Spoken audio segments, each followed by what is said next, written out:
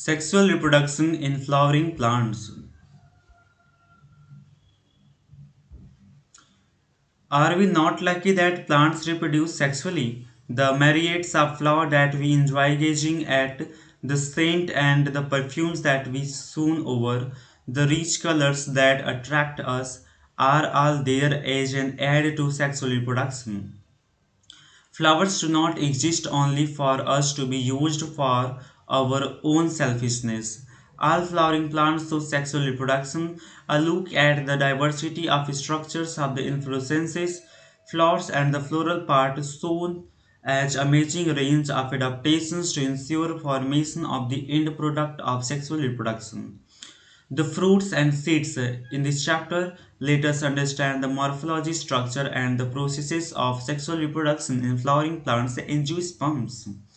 Flower, a fascinating organ of angiosperm. Human being had an intimate relationship with flowers since the immemorial. Flowers are object of ethnic, ornamental, social, religious, and cultural value.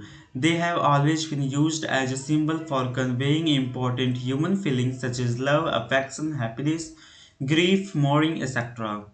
List at least five flower of ornamental value that are commonly cultivated at homes and in gardens.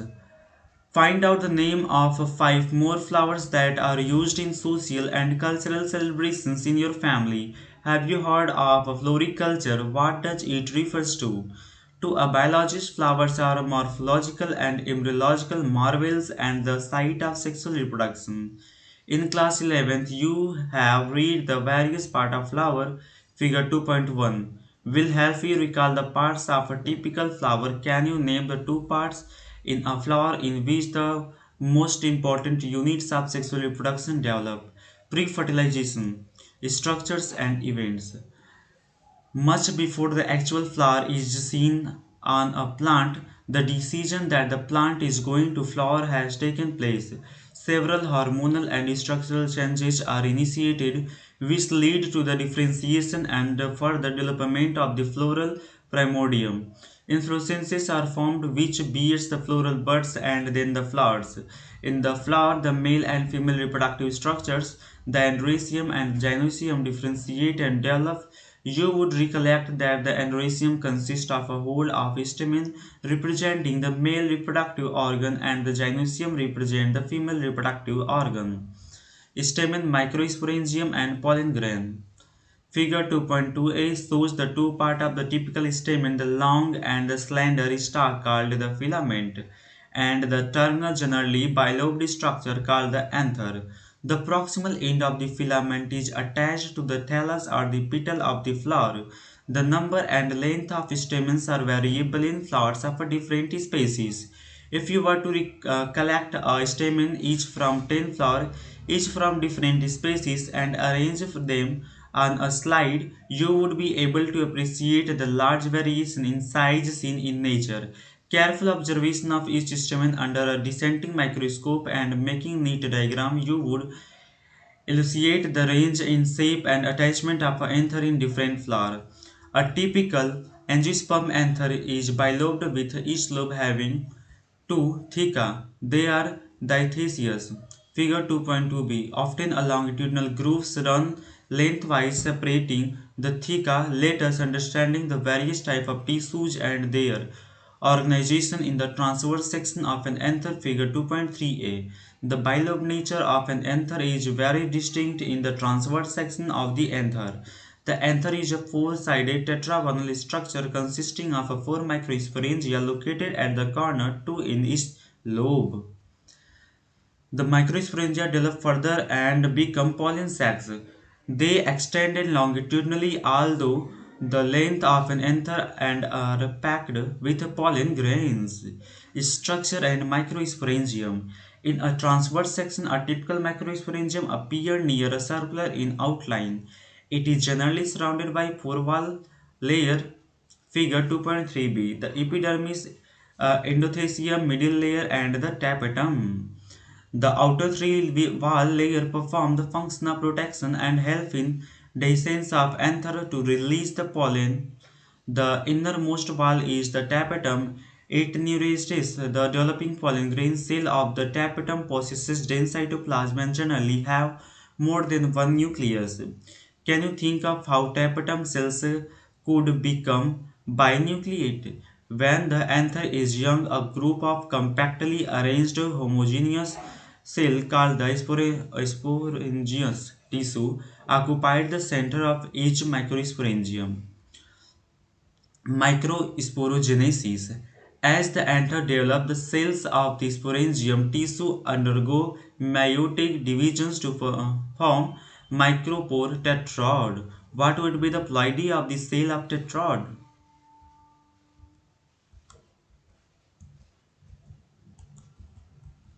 As each cell of the sporangius tissue is capable of giving rise to a microscope tetrad.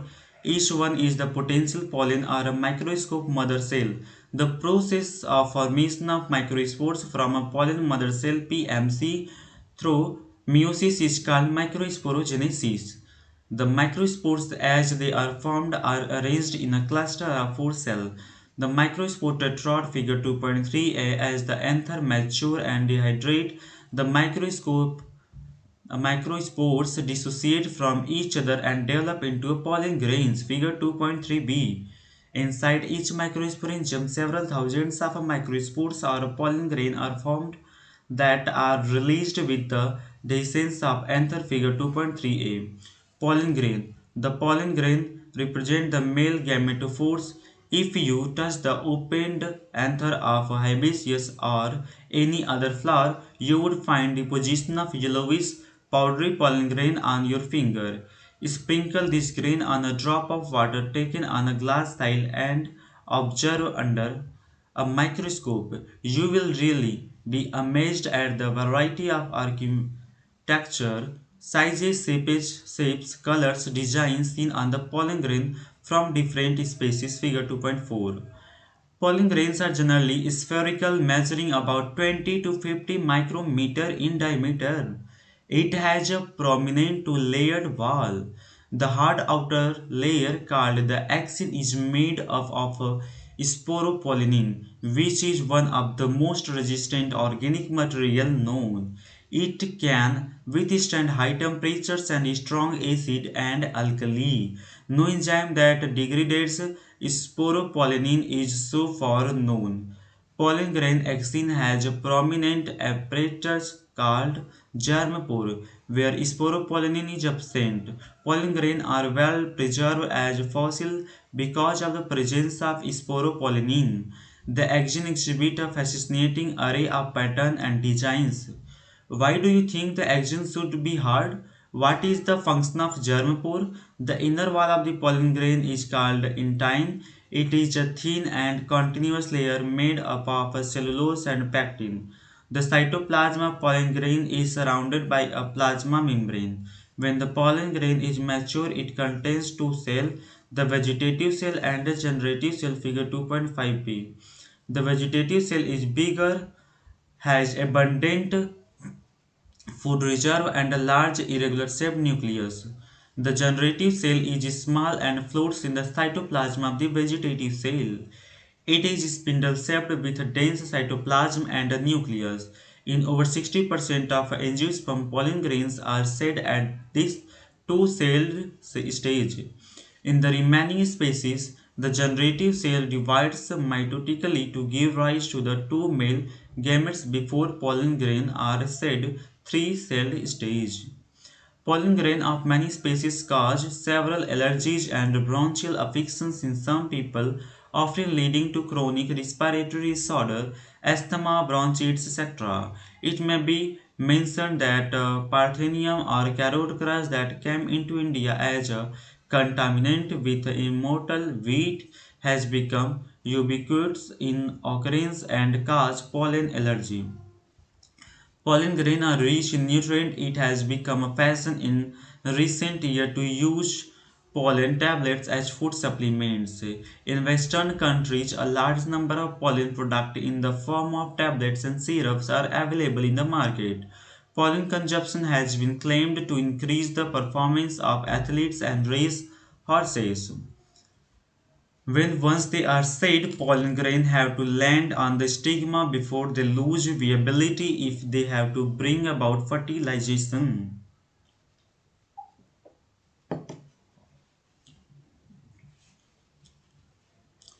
How long do you think the pollen grain retain viability? The period from which pollen grains remains viable is highly variable and to some extent depends on the prevailing temperature and humidity. In some cereals such as rice and wheat, pollen grains lose viability within 30 minutes of their release. And in some member of Rosaceae, Leguminosae and Solanaceae, they maintain viability for months. You may have heard of storing semen, sperms of many animals including humans for artificial insemination. It is possible to store pollen grain of a large number of species for years in liquid nitrogen 196 degrees Celsius. Such stored pollen can be used as pollen bank similar to seed bank in crop breeding programs. The pistil, megasporangium ovule and embryo sac. The gynoecium represents the female reproductive part of the flower. The gynoecium may consist of single pistil monocarpellary or may have more than one pistil multicarpellary. When there are more than one, the pistils may be fused together syncarpus figure 2.7b or may be free apocarpus figure 2.7c. Each pistil has three parts figure 2.7a, the stigma, style and ovary. The stigma serves as a landing platform for pollen grain. The style is the elongated slender part beneath the stigma. The basal bulged part of the pistil is the ovary. Inside the ovary is the ovarian cavity locule. The placenta is located inside the ovarian cavity. Recall the definition and the types of placentation that you studied in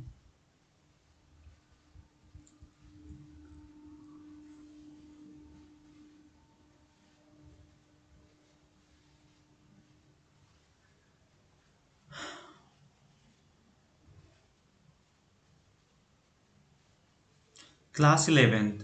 Arising from the placenta are the megasporangia commonly called ovules. The number of ovules in an ovary may be 1 wheat, paddy, mango to many papaya, watermelon, orchids. The megasporangium ovule let us familiarizes ourselves with the structure of a typical angiosperm ovule figure 2.7d. The ovule is a small structure attached to the placenta by means of a stalk called funicle. The body of ovule fuses with the funicle in the region called hilum. Thus, hilum represents the junction between the ovule and funicle. Each ovule has one or two protective envelopes called integuments. Integuments encircle the nucleus except at the tip where a small opening called the micropyle is organized. Opposite the micropylar end is the chalaza, representing the basal part of the ovule. Enclosed within the integument is a mass of a cell called nucellus. Cells of the nucellus have abundant reserve food material. Located in the nucellus is the embryo sac or female gametophyte. An ovule generally has a single embryo sac formed from a megaspore. Megasporogenesis. The process of formation of megaspores from the megaspore mother cell is called megasporogenesis. Ovules generally differentiate a single megaspores mother cell (MMC) in the micropylar region of the nucleus. It is a large cell containing dense cytoplasm and a prominent nucleus. The MMC undergo meiotic division. What is the importance of the MMC undergoing meiosis? Meiosis result in the production of 4 megaspore figure 2.8a.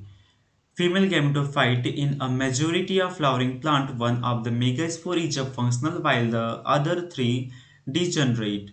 Only the functional megaspore develop into the female gametophyte embryo sac. The method of embryo sac formation from a single megaspore is termed monosporic development. What will be diploid of the cells of the nucleus MMC, the functional megaspore and the female gametophyte? Let us study formation of embryo sac in a little more detail. Figure 2.8b. The nucleus of the functional megaspore divides mitotically to form two nuclei which move to the opposite poles, forming the two nucleate embryo sac. Two more sequential mitotic nucleus divisions result in the formation of four nucleate and later the eight nucleate stage of the embryo sac. It is of interest to note that these mitotic divisions are structurally free nucleus. That is, nucleus divisions are not followed immediately by cell wall formation. After the eight nucleate stage, cell wall are laid down, leading to the organization of the typical female gametophyte or embryo sac. Observe the distribution of cell inside the embryo sac. Figure 2.8b. Six of the eight nuclei are surrounded by the cell wall and organized into the cell. The remaining two nuclei, called polar nuclei, are situated below the egg apparatus in the large central cell. There is a characteristic distribution of the cell within the embryo sac. Three cells are grouped together at the micropillar end and constitute the egg apparatus. The egg apparatus in turn consists of two synergids and one egg cell. The synergids have special cellular thickening at the micropillar tip called the filiform apparatus, which play an important role in the guiding the pollen tubes into the synergids. Three cells at the chalazal end and are called the antipodal. The large central cell, as mentioned earlier, has two polar nuclei, thus a typical angiosperm embryo sac at a maturity, though eight nucleate is seven-celled pollination. In the preceding section, you have learned that the male and female gamete in flowering plant are produced in the flower, pollen grain, and embryo sac. Respectively, as both type of gametes are non-motile, they have to be brought together for fertilization to occur. How is the achieved? Pollination is the mechanism to achieve this objective. Transfer of pollen grains said from the anther to the stigma of a pistil is termed pollination. Flowering plants have involved an amazing array of adaptations to achieve pollination. They make use of external agent to achieve pollination. Can you list the possible external agent? Kinds of pollination depending on the source of a pollination can be divided into three types. Autogamy. In this type, pollination is achieved within the same flower. Transfer of a pollen grain from the anther to the stigma of the same flower. Figure 2.9a. In a normal flower which opens and exposes the anther and the stigma, complete autogamy is rather rare. Autogamy in such flower require synchrony in pollen release and a stigma respectivity, and also the anthers and the stigma should lie close to each other so that self-pollination can occur. Some plants such as viola, common pansy, oxalis and camelina produce two types of flower: Clazogamous flower, which are similar to flowers of other species with exposed anthers and stigma, and clistogamous flower which do not open at the figure 2.9c. In such flowers, the anthers and stigma lie close to each other. When anthers descend in the flower buds, pollen grains come in contact with stigma to effect pollination.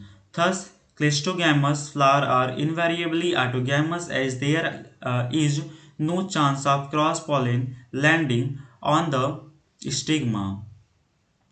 Clistogamous flowers produce a assured seed set even in the absence of pollinators. Do you think that clistogamy is advantageous or disadvantageous to the plant? Why? Zytogamy, transfer of a pollen grain from the anther to the stigma of a pollen flower of the same plant.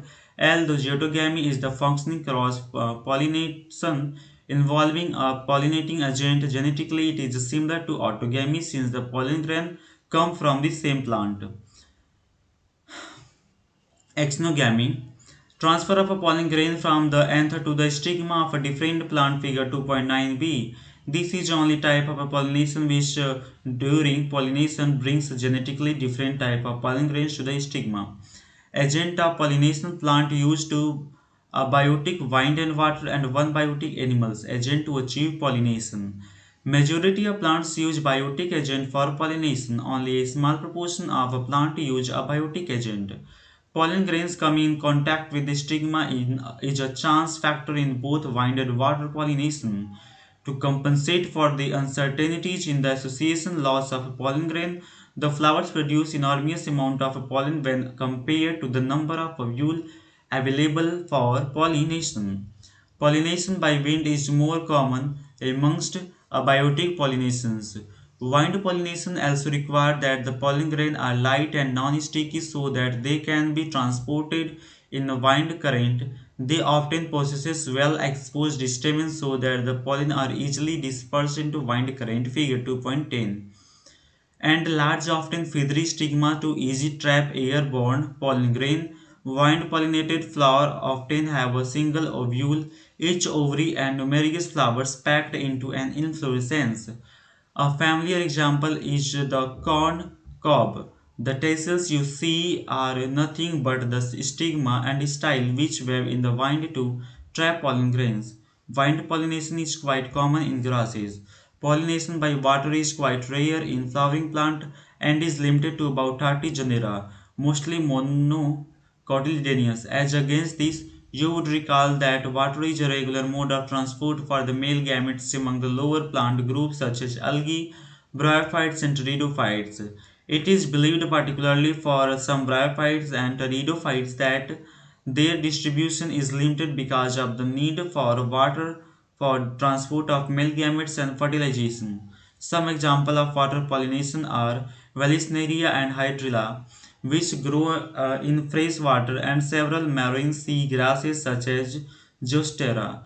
Not all aquatic plants use water for pollination. In a majority of aquatic plants, such as water hyacinth and water lily, the flowers emerge above the level of water and are pollinated by insect or wind as in the most of the land plant. In Vallisneria, the female flower reach the surface of water by the long stalk and the male flower or fallen grain are released on the surface of water.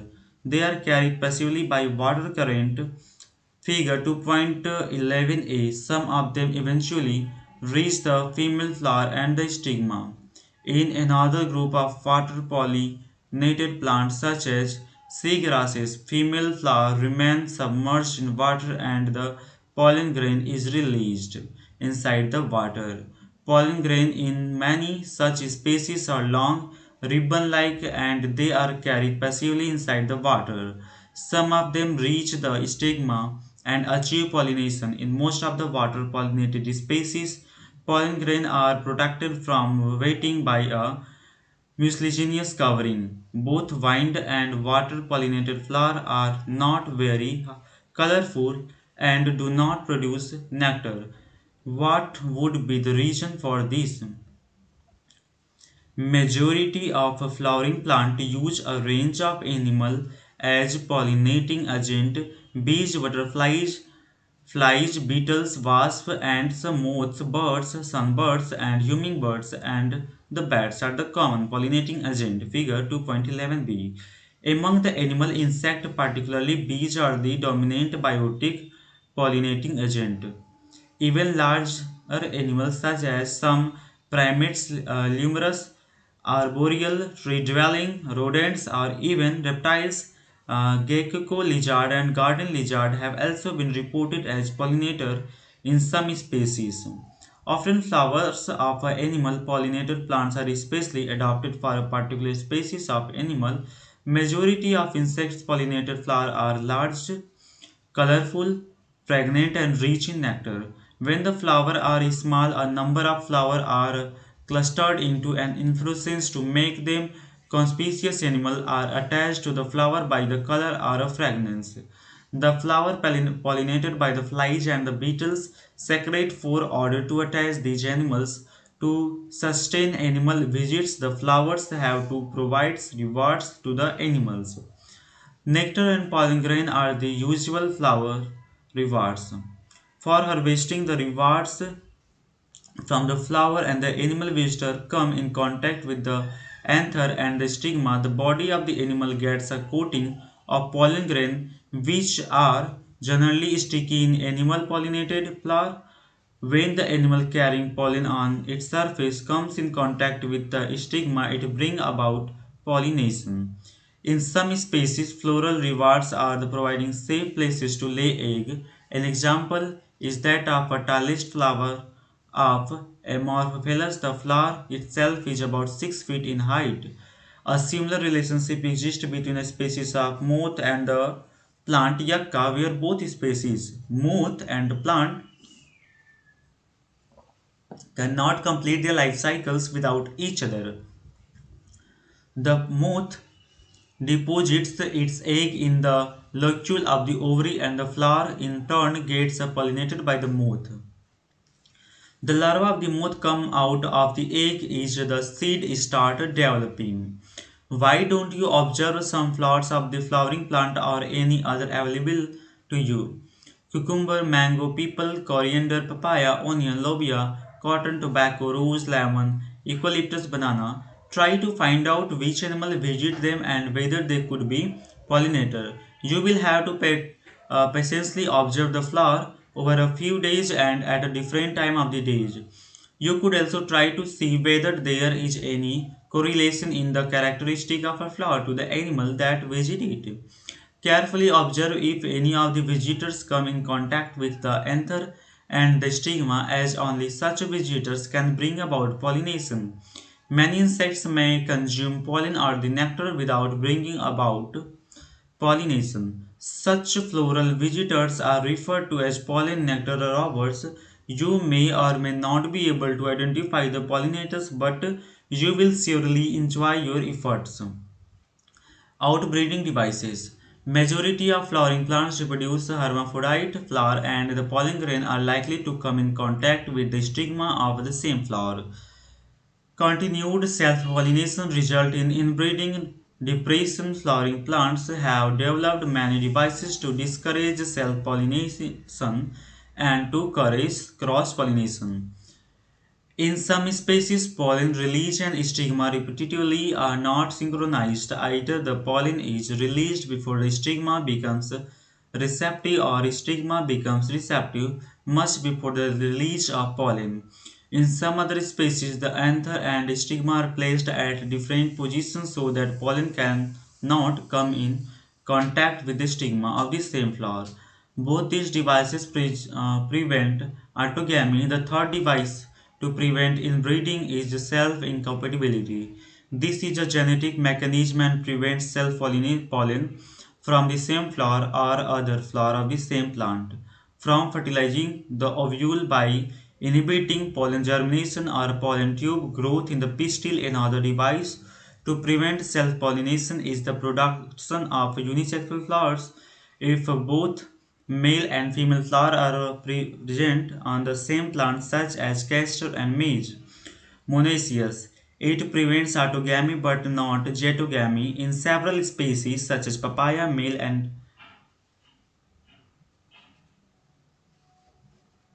several species such as papaya, male and female flowers are present on different plants. That is, each plant is either male or female. DOC, the condition present both autogamy and heterogamy. Pollen pistil interaction. Pollination does not guarantee the transfer of the right type of pollen. Compatible pollen of the same species as the stigma, often pollen of the wrong type either from other species or from the same plant. If it is self-incompatible, also land on the stigma, the pistil has the ability to recognize the pollen, whether it is the right type compatible or of the wrong type incompatible. It is of the right type. The pistil accept the pollen and promote post-pollination event that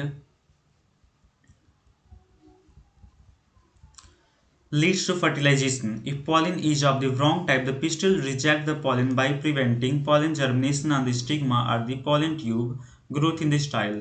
The ability of the pistil to recognize the pollen followed by the acceptance or rejection is the result of a continuous dialogue between pollen grain and the pistil. The dialogue is mediated by the chemical component of the pollen interacting with those of the pistil. It is only in recent years that botanists have been able to identify some of the pollen and pistil component and the interactions leading to the recognition followed by the acceptance or rejection. As mentioned earlier, following compatible pollination, the pollen grain germinate on the stigma to produce a pollen tube through one of the germ pore figure 2.128. The content of the pollen grain move into the pollen tube. Pollen tube grows through the tissue of the stigma and style and reaches the ovary figure 2.12 BC. You would recall that in some plants, some grains are said at two-celled condition, a vegetative cell and the generative cell. In such plant, the generative cell divides and forms the two male gametes during the growth of the pollen tube in the stigma. In plant which shed pollen in the three-celled condition, pollen tubes carry the two male gametes from the beginning. Pollen tube, after reaching the ovary, enter the ovule through the micropyle and then enter one of the synergids through the filiform apparatus figure 2.12 de. Many recent studies have shown that filiform apparatus present at the micropillar part of the synergids guide the entry of the pollen tube. All these events from pollen deposition on the stigma until pollen tubes enter the ovule are together referred to as the pollen pistil interaction. As mentioned out earlier, pollen pistil interaction is a dynamic process involving pollen recognition followed by formation or inhibition of the pollen. The knowledge gained in the area would help the plant breeder in manipulating pollen pistil interaction even in incompatible pollinations to get desired hybrids. You can easily study pollen germination by dusting some pollen from flowers such as pea, chickpea, crotalaria, balsam, and vinca on a glass slide containing a drop of sugar solution about 10% after about 15 to 30 minutes. Observe the slide under the low power lens of the microscope. You are likely to see pollen tubes coming out of the pollen grain. As you shall learn in the chapter on plant breeding, chapter 9, a breeder is interested in crossing different species and often genera to combine desirable characters to produce commercially superior varieties. Artificial hybridization is one of the major approaches of crop improvement program. In such crossing experiments, it is important to make sure that only the desired pollen grains are used for pollination and the stigma is protected from the contamination from unwanted pollen that is achieved by emasculation of a bagging technique. If the female parent bear bisexual flower, removal of the anther from the flower bud before the anther dehiscence using a pair of forceps is necessary. This step is referred to as the emasculation. Emasculation flower has to be covered with a bag of a suitable size, generally made up of a butter paper, to prevent contamination of the stigma with unwanted pollen. This process is called bagging. When the stigma of a bagged flower attain a receptively mature pollen grain collected from the anther of the male parent are dusted on the stigma and the flower are rebagged and the flower allowed to develop. If the female parent produces unisexual flower, there is no need for emasculation. The female flower buds are bagged before the flower open. When the stigma becomes receptive, pollination is carried out using the desired pollen and the flower rebagged. Double fertilization. After entering one of the synergid, the pollen tube released the two male gametes into the cytoplasm of the synergid. One of the male gamete moved toward the egg cell and fused with its nucleus, thus completing the syngamy. This resulted in the formation of a haploid cell, the zygote. The other male gamete moved toward the two polar nuclei located in the central cell and fuses with them to produce a triploid primary endosperm nucleus. Pain figure 2.13a. As this involves the fusion of the three haploid nuclei, it is termed triple fusion. Since the two type of fusion, syngamy and triple fusion take place in an embryo sac, the phenomena is termed double fertilization, an event unique to flowering plant. The central cell after triple fusion becomes the primary endosperm cell PEC that develops into the endosperm while the zygote develops into an embryo. Post fertilization structure and event.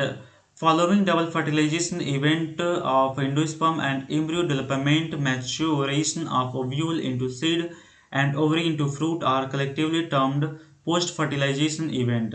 Endosperm development precedes embryo development, while the primary endosperm cell divides repeatedly and form a triploid. Endosperm tissue. The cells of this tissue are filled with reserve food material and are used for the nutrition of the developing embryo. In the most common type of endosperm development, the pen undergoes successively nuclear divisions to give rise to free nuclei.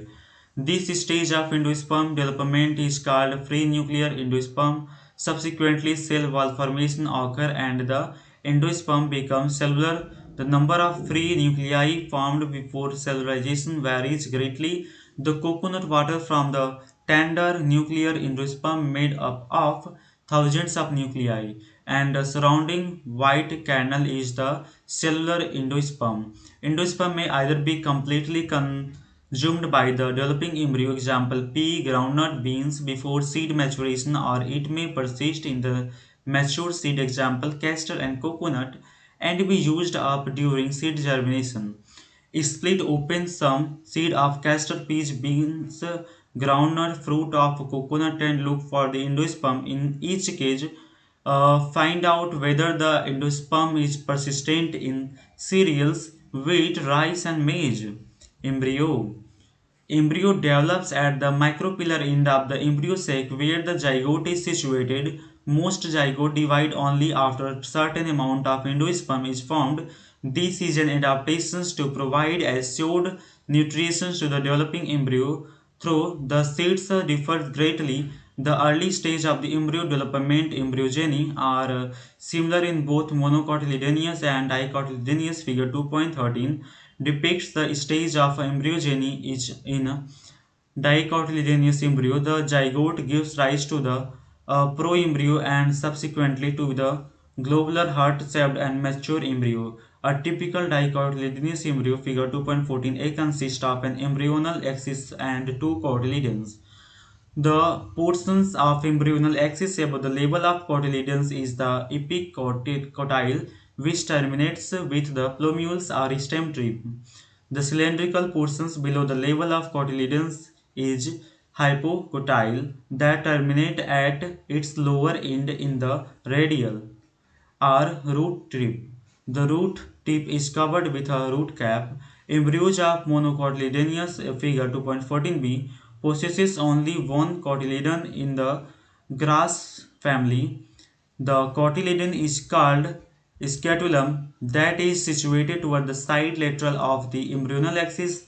At the lower end of the embryonal axis has the radical and root cap enclosed in the undifferentiated seed called coleorrhiza. The portions of the embryonal axis above the level of attachment of scatulum is the epicotyle.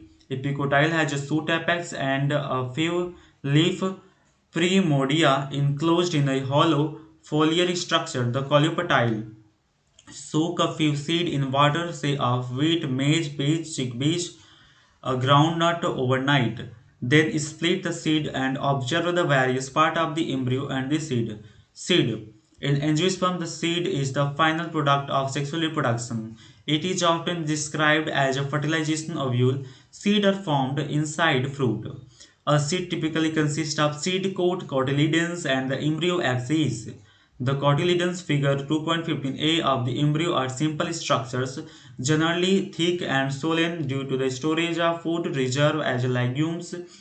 Mature seed may be non-albuminous or ex-albuminous. Non-albuminous seed have no residual endosperm as it is completely consumed during embryo development. Example, pea, groundnut. Albuminous seed retain a part of endosperm as it is not completely used up during embryo development. Example, wheat, maize, barley, castor. Occasionally in some seeds such as black pepper and beet, remnant of nucleus are also persistent. This residual persistent nucleus is the perisperm. Integument of the ovule harden as tough protective seed coat figure 2.15a. The micropyle remain as a small pore in the seed coat. These facilitate entry of oxygen and water into the seed during the germination. As the seed matures, its water content is reduced and seed becomes relatively dry to 10 to 15% moisture by mass. The general metabolic activity of embryo slow down. The embryo may enter a state of inactivity called dormancy, or if favorable conditions are available, adequate moisture, oxygen, and suitable temperature, they germinate. As ovule mature into seed, the ovary develops into a fruit, i.e., the transformation of ovule into seed and ovary into fruit proceeds simultaneously. The wall of ovary develops into the wall of a fruit called pericarp. The fruits may be fleshy as a guava, orange, mango, etc., or may be dry as in groundnut and mustard, etc. Many fruits have involved mechanism for dispersion of seed. Recall the classification of fruit and their dispersal mechanism that you have studied in earlier classes. Is there any relationship between number of ovule in an ovary and the number of seed present in a fruit? In most plants, by the time the fruit develops from the ovary or the floral part, degenerate and fall off. However, in a few species such as apple, strawberry, cashew, etc., the thalamus also contribute to the fruit formation. Such fruit are called false fruit. Figure 2.15b. Most fruit, however, develop into from the ovary and called true fruit. Although in most of these species, fruit are the result of fertilization, there are a few species in which fruit develop without fertilization. Such fruit are called parthenocarpic fruit. Banana is one such example. Parthenocarpic can be included through the application of growth hormone, and such fruit are seedless. Seeds often several advantages to angiosperms. First, since reproductive processes such as pollination and fertilization are independent of water. Third, seed formation is more dependable. Also, seeds have better adaptive strategies for dispersal to new habitats and help the species to colonize in other areas as have sufficient food reserve. Young seedlings are nourished until they are capable of photosynthesis on their own. The hard seed coat provides protection to the young embryo.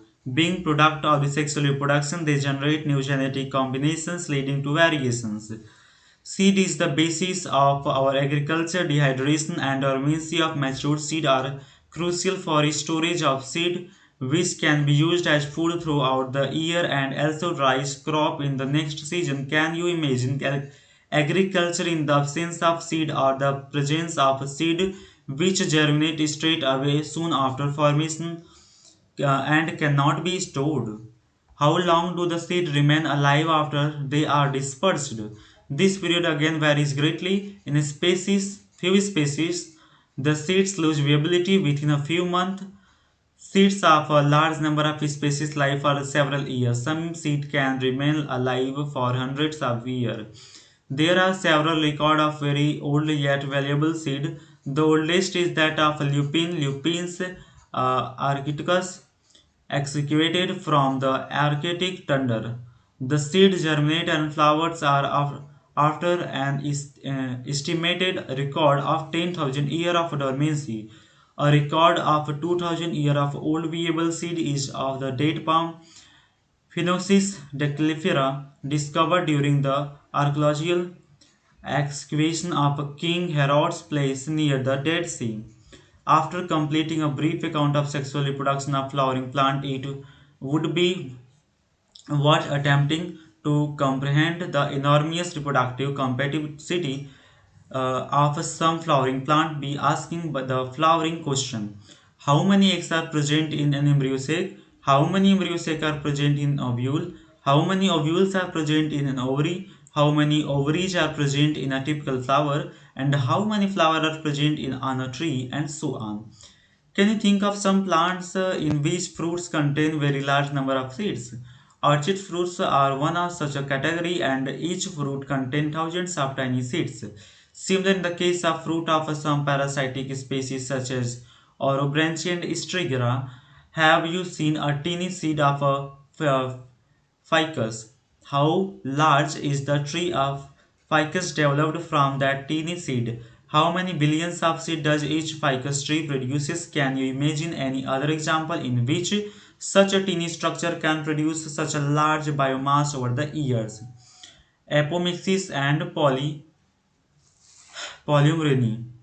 Although seeds in general are the product of fertilization of few flowering plants such as some species, Astraceae and grasses have evolved a special mechanism to produce seeds without fertilization called apomixis. What is fruit production without fertilization called? Thus, apomixis is the form of asexual reproduction that mimics sexual reproduction. There are several ways of development of a apomictic seed. In some species, the diploid egg cell is formed without reproduction, reduction, division, and develops into the embryo without fertilization more often, as in many citrus and mango varieties. Some of nuclear cells surrounding the embryo sac start dividing, protrude into the embryo sac, and develop into the embryos.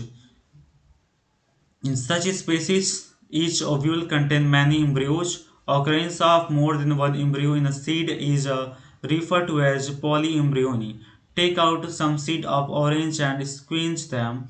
Observe the many embryos of different sizes and shapes from each seed. Count the number of embryos in each seed. What would be the genetic nature of apomictic embryos? Can they be called clones?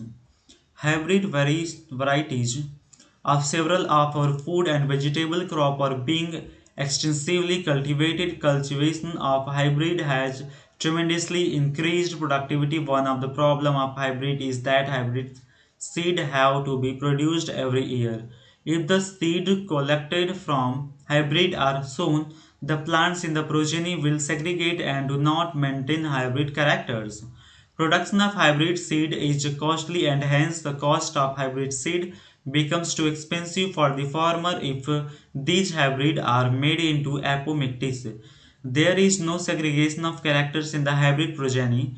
Then the farmers can keep on using the hybrid seed to raise new crop year after year, and he does not have to buy hybrid seed every year. Because of the importance of apomixis in hybrid seed industry, active research is going on in many laboratories about the world to understand the genetics of apomixis and to transfer apomictic genes into the hybrid varieties.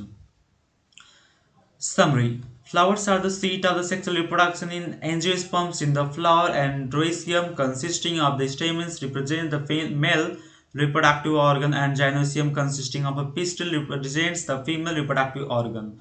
A typical anther is bilobed, dithyous, and tetrasporangiate. Pollen grains develop inside the microsporangia. Four-wall layer, the epidermis, endothelium, middle layer, and tapetum surround the microsporangium. Cells of the sporangium tissue lying in the center of the microsporangium undergo meiosis, microsporogenesis to form tetrad of the microspores. Individuals microspore mature into pollen grains. Pollen grain present the male gametophytic generations. The pollen grain have a two-layered wall, the outer axine and inner intine. The axine is made up of a sporopollenin and has a germ pore. Pollen grains may have two cells, a vegetative cell and a generative cell, or a three cell, a vegetative cell and two male gametes. At the time of shedding, the pistil has three parts: the stigma, style, and the ovary. Ovule are represented in the ovary. The ovule has a stalk called a funicle, protective stegment, and an opening called micropyle. The central tissue is the nucleus, in which the archosporium differentiate a cell of the archosporium. The megaspore mother cell divide meiotically, and one of the megaspore forms the embryo sac. The female gametophyte, the mature embryo sac, is seven-celled and eight-nucleate at the micropillar end age. The egg apparatus consisting of two synergids and egg cell at the chelazal end are the three antipodal. At the center is a large central cell with two polar nuclei. Pollination is the mechanism to transfer pollen grains from the anther to the stigma. Pollination agents are either abiotic, wind, and water, or biotic animals. Pollen-pistil interaction involve all event from the landing of a pollen grain on the stigma until the pollen tube enters the embryo sac. When the pollen is compatible or pollen inhibitions, when the pollen is incompatible, flowering incompatible pollination, pollen grain germination on the stigma and the resulting pollen tube grow through the style, enter the ovule and finally discharge to a male gamete in one of the synergids. Angiosperm exhibit double fertilization because two fusion events occur in each embryo sac, namely syngamy and triple fusion. The product of these fusion are the diploid zygote and triploid primary endosperm nucleus. In the primary endosperm cell, zygote develops into the embryo and the primary endosperm cell forms the endosperm tissue. Formation of the endosperm always precedes development of the embryo. The developing embryo passes through different stages such as the pro-embryo, globular and heart-shaped stages before maturation. Mature dicotyledonous embryo has two cotyledons and an embryonal axis with epicotyl and hypocotyl. Embryos of monocotyledonous have a single cotyledon. After fertilization, ovary develops into fruit and ovule develop into seed. A phenomenon called apomixis is found in some angiosperms, particularly in grasses. It results in the formation of seed without fertilization. Apomixis have several advantages in horticulture and agriculture. Some angiosperms produce more than one embryo in their seed. This phenomenon is called polyembryony. Thanks.